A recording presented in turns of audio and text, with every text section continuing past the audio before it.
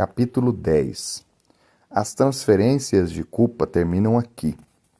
O plano de Deus é que alguém assuma o comando. Homens, isso é com vocês.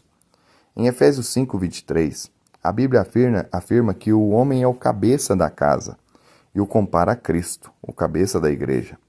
Trata-se de uma comparação com implicações muito sérias para os homens. A verdade é que, assim como Cristo é o Salvador da igreja e é nele que seus membros encontram solução para os seus problemas, assim também é o homem para a família. As soluções para os problemas da família devem vir dele. Certa vez, preguei no Phoenix, no Arizona, e após o culto um casal aproximou-se para conversar comigo. Quem explicou o problema foi a mulher. O marido permaneceu alguns passos atrás dela. Nossa filha fugiu de casa, disse. Queremos que o Senhor ore por nós, para que Deus a traga de volta. Terei muito prazer em orar com vocês. Pedindo isso a Deus, repliquei. Em seguida olhei para o marido e indaguei. E você não quer dizer nada? Não, respondeu. Creio que ela disse tudo. Então, oramos. À noite eles voltaram para o culto. Quando cheguei um pouco antes do horário da reunião, já os encontrei à minha espera. A filha estava em sua companhia. Nossa filha acaba de regressar para casa, explicou a senhora.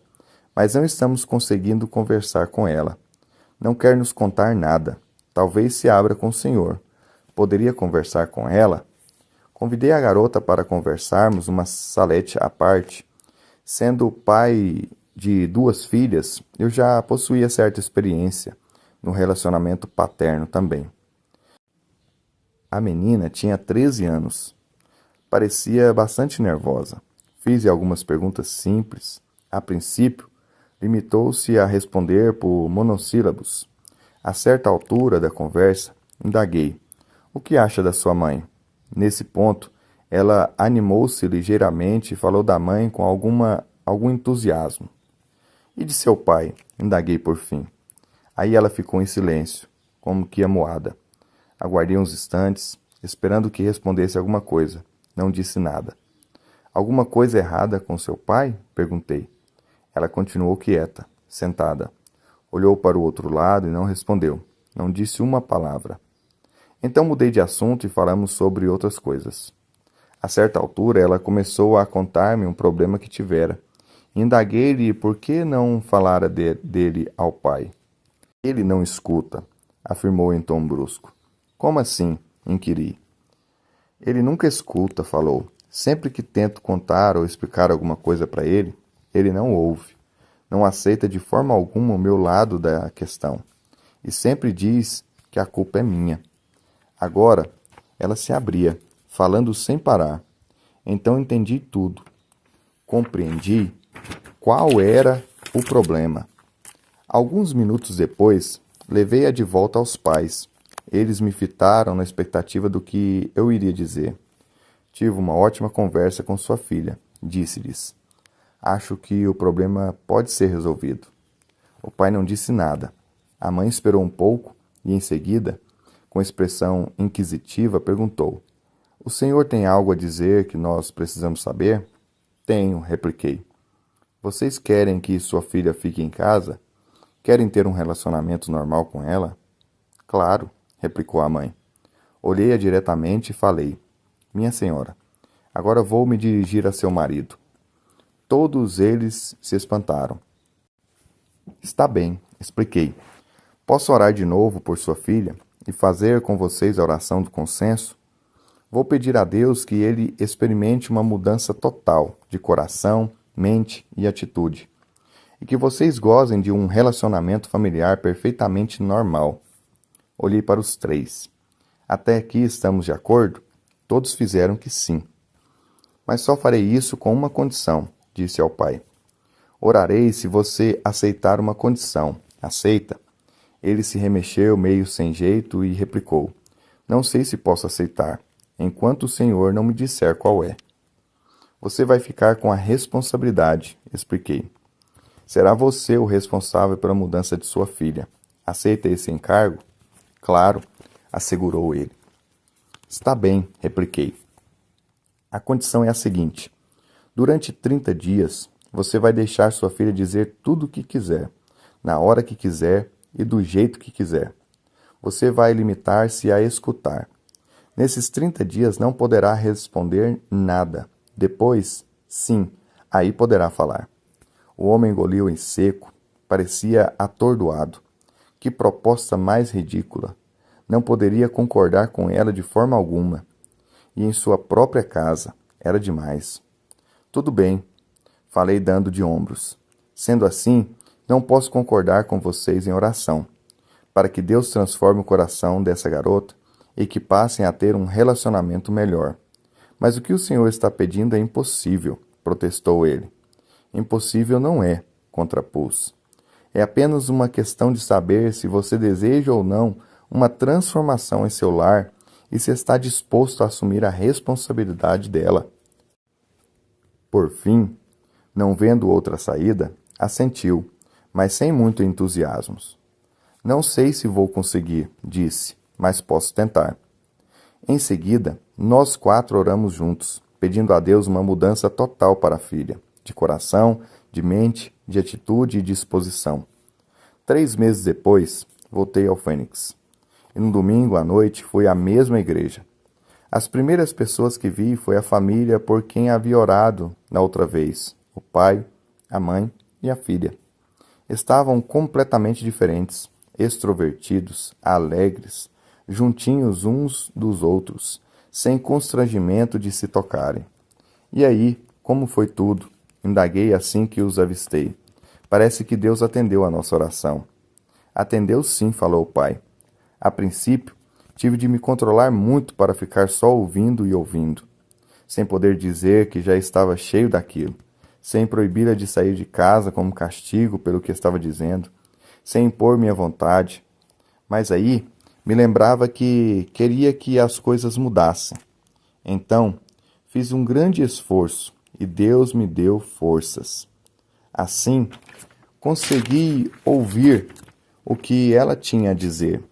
E quando resolvi escutar, percebi que muito do que ela dizia era verdade. Eu estava errado.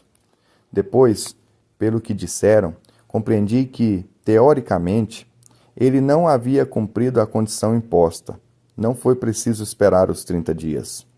3 semanas bastaram, explicou ele. A essa altura, minha filha achou que já tinha dito tudo o que queria.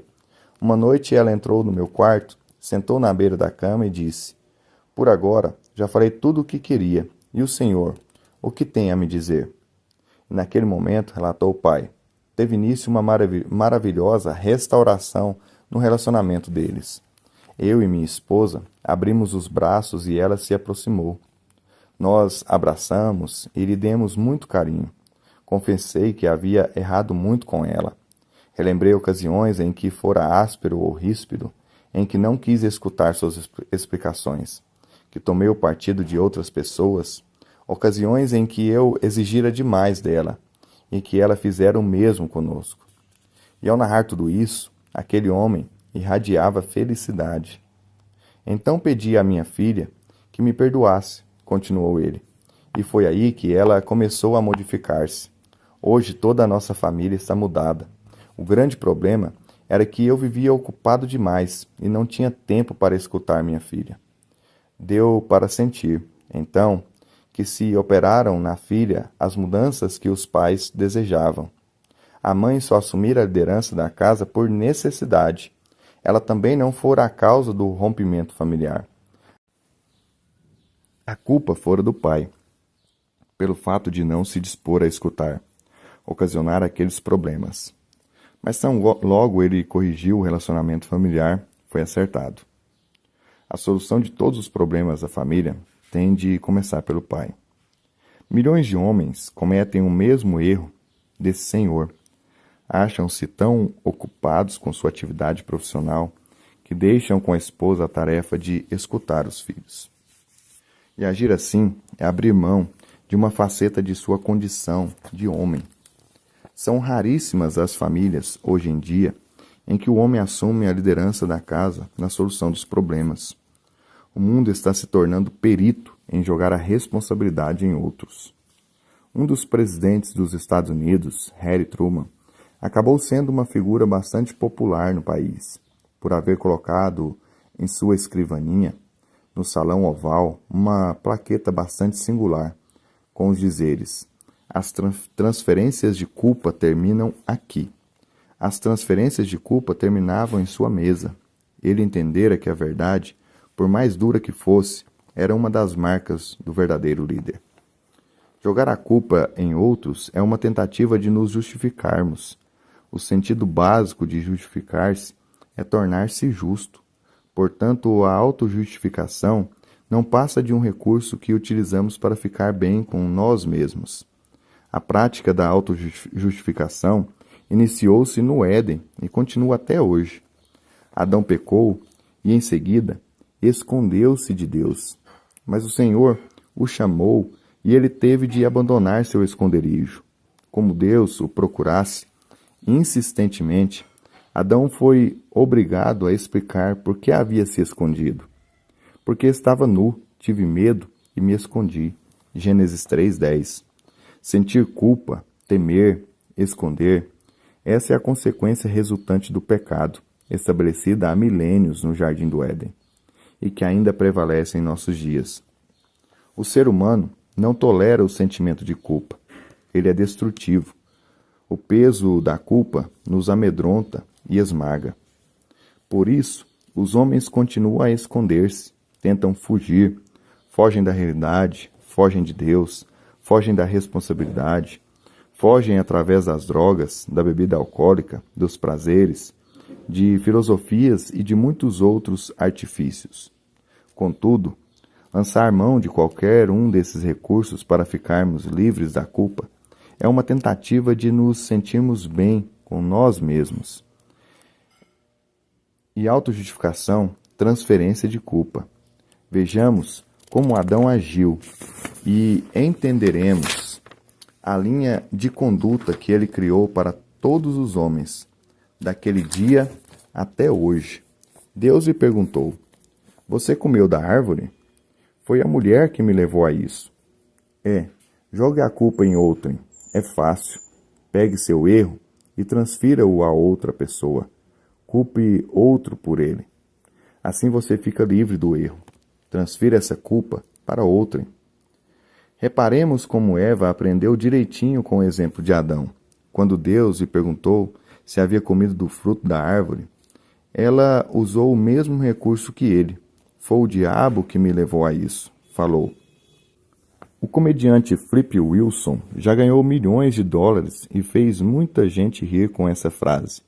Mas, na realidade, ela não é nem um pouco engraçada. Eva justificou-se botando a culpa no diabo. Entretanto, o máximo que ela conseguiu foi demonstrar que todo o pecado se origina em Satanás. Utilizou um fato verdadeiro de maneira errada. A verdade é o alicerce da vida, mas é possível usar-se a verdade de forma errada, como, por exemplo, fazer chantagem. Eva também fez uso indevido da verdade. E todo aquele que lança a mão desse mesmo recurso, a autojustificação, está agindo errado.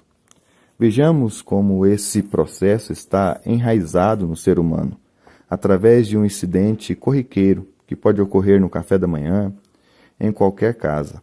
Pai e filho estão sentados à mesa, e a mãe foi buscar alguma coisa na pia. Em dado momento, o menino vai pegar um pãozinho, esbarra na xícara e derrama café com leite na mesa. Imediatamente olha para o pai. Este encara-o com raiva, dá um tapa na mão dele e diz: quantas vezes já lhe falei para prestar atenção no que está fazendo? É claro que o filho não responde nada e começa a chorar. A mãe pega um pano e limpa a mesa.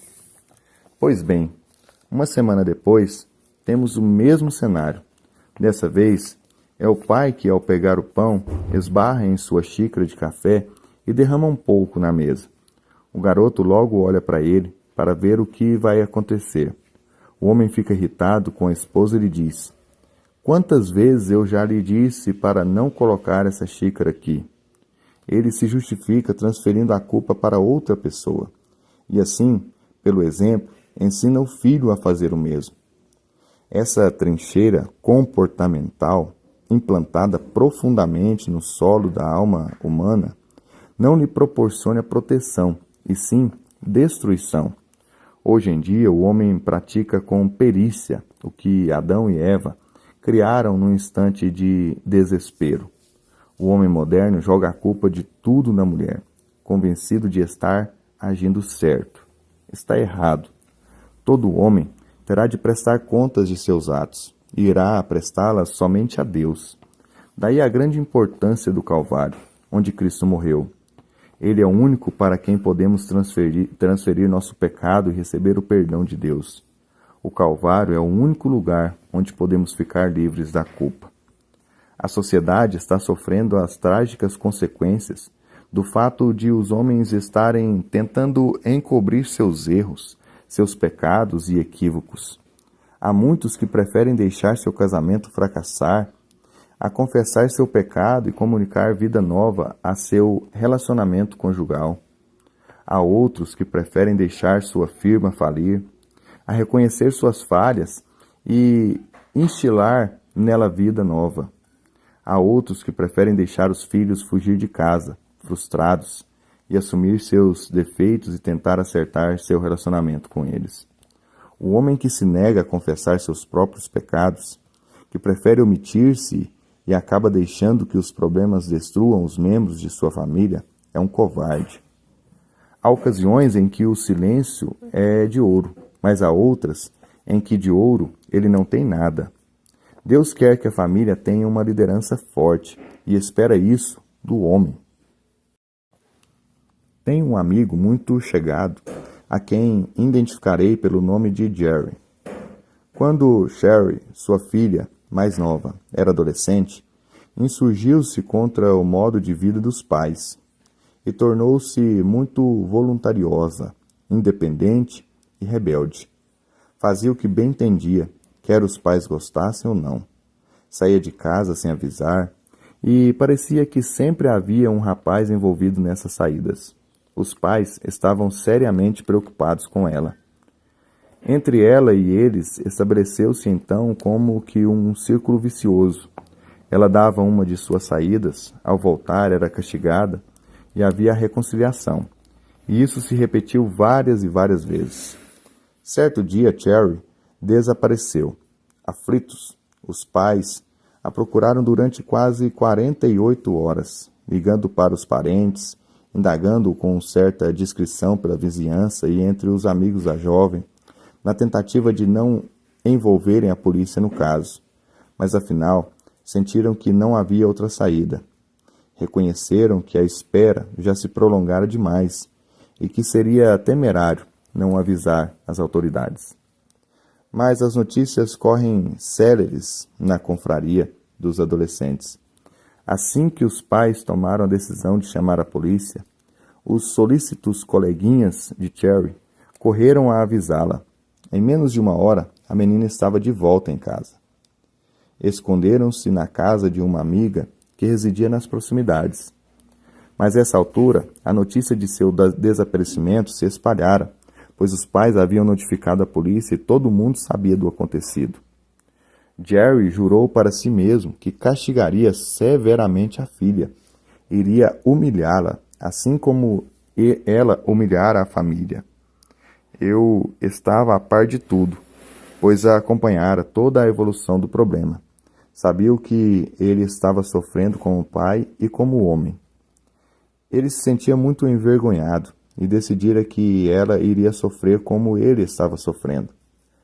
O que ele não percebia, porém, era que o castigo que pretendia aplicar na filha não seria apenas um corretivo, mas uma vingança pessoal.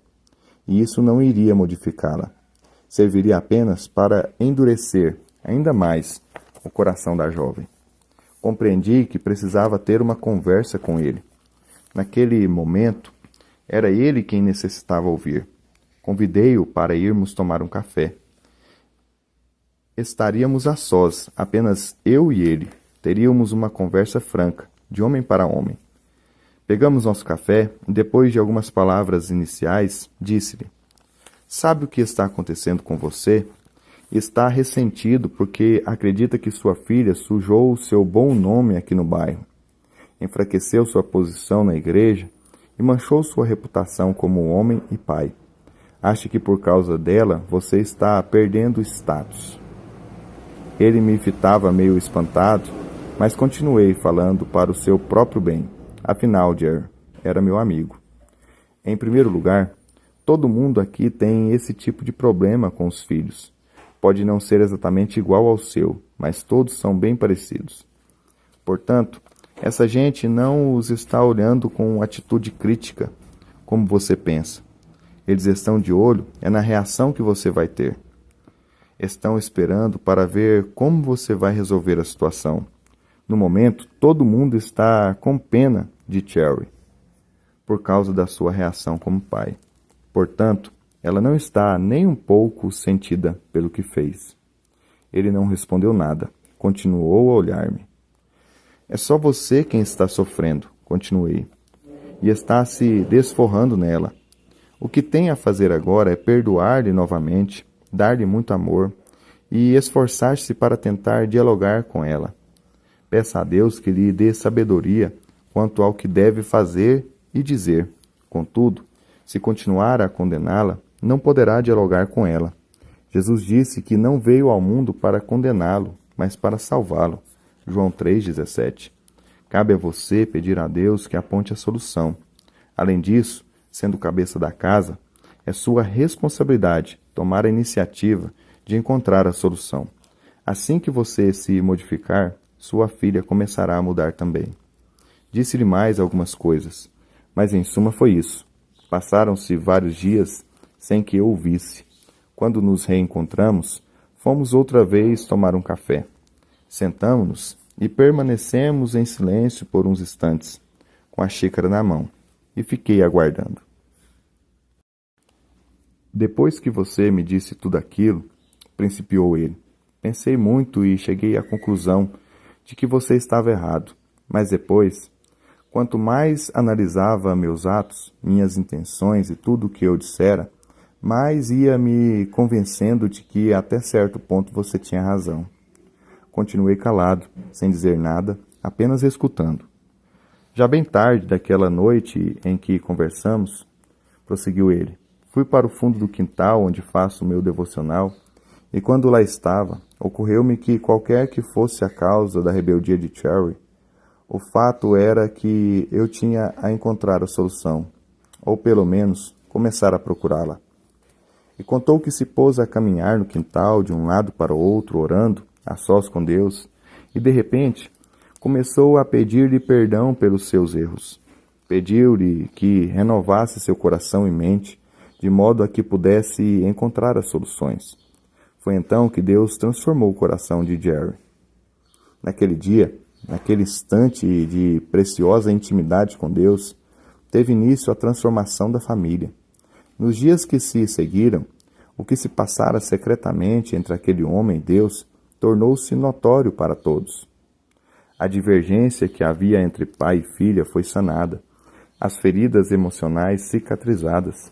A tensão, mais uma vez, deu lugar à afeição, e a desejada solução foi encontrada. Finalmente, aquele homem era um verdadeiro pai. Para que os homens vejam sua família sob a perspectiva correta, primeiro tem de ver a si mesmo como Deus os vê. Mas se as luzes estiverem apagadas, ninguém enxerga nada. Quem tenta caminhar num aposento às escuras, esbarra em muita coisa e dificilmente sabe em que esbarrou. Então, acendamos a luz e assim, com tudo claro, podemos caminhar em segurança em qualquer lugar. Aquele a quem falta luz espiritual não consegue enxergar um palmo adiante do nariz nas coisas espirituais. Jesus é a luz. João 8:12. E nós podemos enxergar-nos à luz da sua palavra. O Espírito Santo ilumina a verdade, e a verdade nos liberta. Versículo 32. A palavra de Deus é a verdade, e seu Espírito é o Espírito da verdade. Deus não se acha indiferente aos nossos problemas. Jesus Cristo afirmou que foi para isso que ele veio a este mundo. Deus só não pode fazer nada por aqueles que dizem não ter problemas. Deus nos ama e quer nosso bem. Ele quer que gozemos a vida em todo o seu potencial. Jesus Cristo é o cabeça da igreja. E da mesma forma como ele confere salvação e oferece soluções para os problemas dela, assim também pode trazer a salvação e a solução dos problemas de nossa família por intermédio de nós, homens. Nós somos o canal pelo qual ele o abençoa. Nossa família busca soluções primeiro em nós. Quem tenta fugir a essa responsabilidade está se escondendo de Deus. Quem se recusa a reconhecer a existência de problemas está fugindo da realidade. Meu irmão, Deus espera que você, como homem da casa, assuma a liderança. Ele já lhe deu sua palavra, e através do seu próprio Espírito, ele o mune do melhor recurso que existe, a sabedoria divina. De posse da palavra e de sabedoria, ele espera que você encontre as soluções. Este é o desafio que agora lhe proponho: conhecer a Deus, conhecer a si mesmo, conhecer sua família e fazer com que a transferência de culpa termine em você.